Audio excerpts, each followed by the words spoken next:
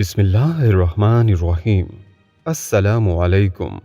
درویش T V کے معزز خواتین و حضرات، گاڑی کوئی 10 کوس چلی ہوگی کہ ایک خاتون نے شور مچایا کہ اس کی شلوار میں سانپ گھس گیا ہے۔ خاتون مسلسل چیخیں مار رہی تھی اور کہتی جاتی تھی کہ مجھے بچاؤ، مجھے سانپ کاٹ کھائے گا۔ سانپ اگر تھا تو نہ کاٹ رہا تھا اور نہ ہی خاتون کی جان چھوڑ رہا تھا۔ عورت ذات تھی، مردوں کا اس کے جسم کو ہاتھ لگانا مناسب نہ تھا۔ آخر کار بس روکی گئی اور خواتین کے حوصلے اور ہمت سے سانپ والی خاتون کو سڑک پر اتارا گیا۔ وہ بدستور چیخ رہی تھی۔ سڑک کنارے دیہاتی لباس میں ایک جوان آدمی کھڑا تھا، ہاتھ میں ایک درمیانے سائز کا باکس تھا۔ وہ بھی اس تماشے کو دیکھنے والوں میں شریک ہو گیا۔ سانپ والی خاتون کو خواتین نے نیچے لٹا دیا اور ایک چھڑی سے شلوار کے اوپر وار شروع کر دیے۔ سانپ نے اندازہ کر لیا ہوگا کہ باہر اس کے دشمن کھڑے ہیں، اس لیے وہ باہر آنے پر تیار نہ تھا۔ بہرحال جب وار شدت اختیار کر گئے تو سانپ نے شلوار سے سر نکالا اور آہستہ سے باہر آ گیا۔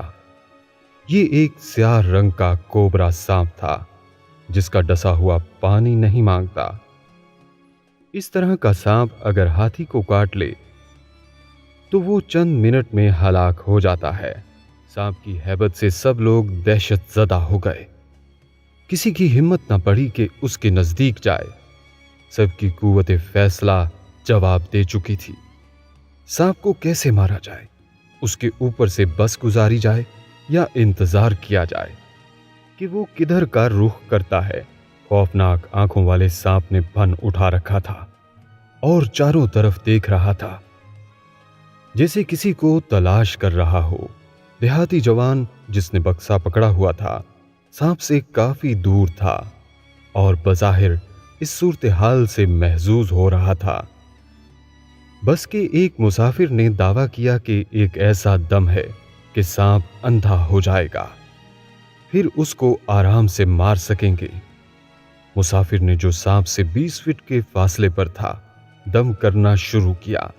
ابھی چند لمحے گزرے تھے کہ سانپ نے اس زور کی پھنکار ماری کہ دم کرنے والا مسافر جو خاصا دور تھا ایک دم سے زمین پر آ گرا۔ سانپ کی پھنکار سے اس کا رنگ زرد پڑ گیا۔ وہ دم کرنا بھول گیا اور بھاگ کر بس میں بیٹھ گیا۔ اب سب لوگ دم بخود تھے کہ سانپ کیا کرتا ہے۔ جس خاتون سے ابتدا ہوئی تھی اسے سانپ نے قطعاً کوئی گزر نہ پہنچائی۔ وہ پتھر پر بیٹھی ڈرامے کو دیکھ رہی تھی۔ کسی نے مشورہ دیا کہ پیالے میں دودھ ڈال کر سانپ کو ایک طرف لے جایا جائے۔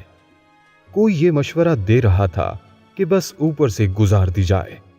یہ سب باتیں جاری تھیں کہ سانپ اپنی جگہ سے ہلا اور سیدھا بکسے والے دیہاتی جوان کی جانب سرکنے لگا۔ چند لمحوں میں وہ نوجوان کے بالکل قریب پہنچ گیا۔ اب سانپ اتنا قریب تھا کہ نوجوان بھاگ بھی نہ سکتا تھا۔ دیہاتی جوان کا رنگ زرد تھا اور ہوش اڑے ہوئے۔ اسے یہ خیال تھا کہ سانپ نے اسے اب کاٹا کہ کب کاٹا۔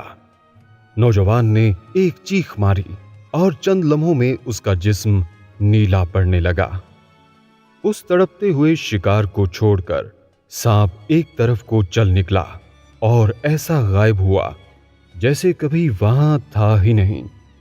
آن کی آن میں نوجوان کے منہ سے جھاگ نکلنے لگی اور دیکھتے دیکھتے اس نے دم توڑ دیا۔ وہ کون تھا اور اس کی ناش کو کہاں پہنچایا جائے؟ اس کے لیے تھوڑی سی جانکاری ضروری تھی۔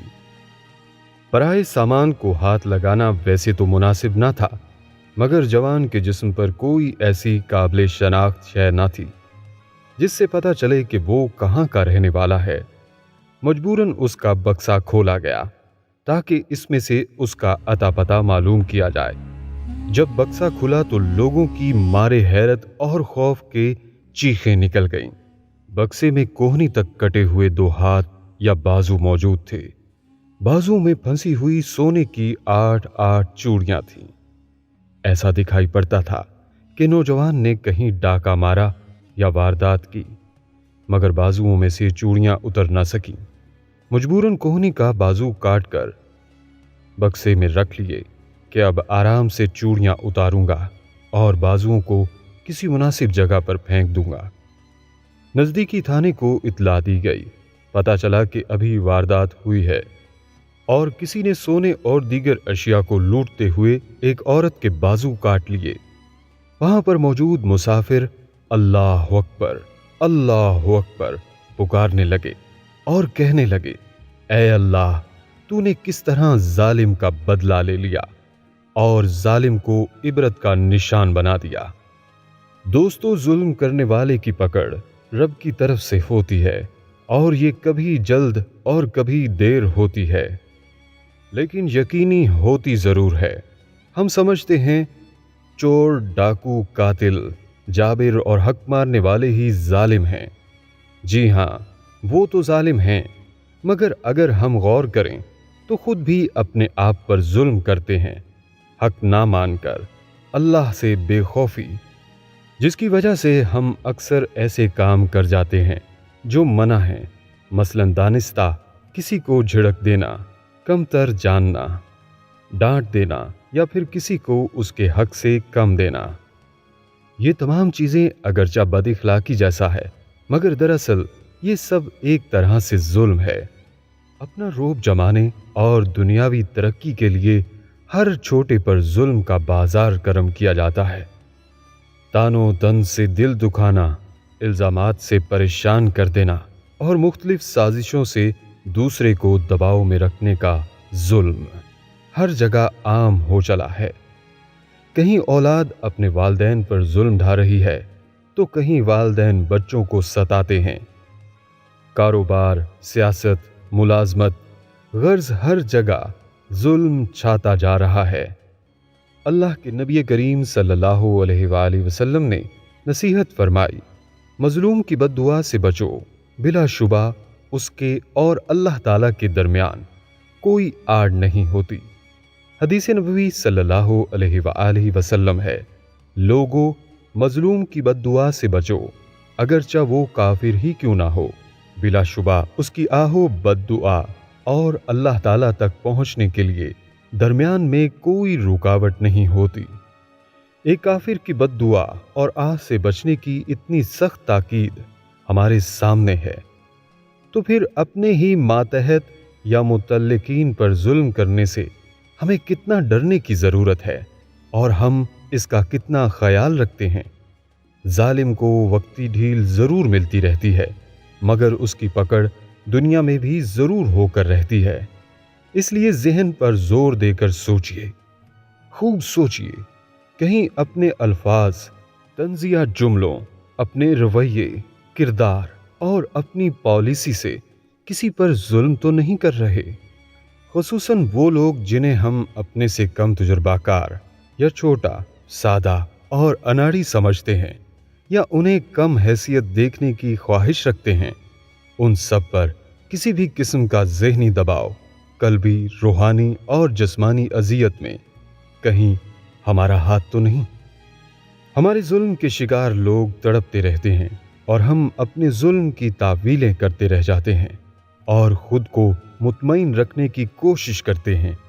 याद रखिए, सिर्फ ये कहना कि वो भी तो हमारे साथ ऐसा करता है या फिर किसी बदगुमानी का शिकार होकर किसी पर जुल्म ढाना हमारी खुद फरेबी तो हो सकती है, मगर इससे अल्लाह की पकड़ से नहीं बचा जा सकता, हरगिज़ नहीं।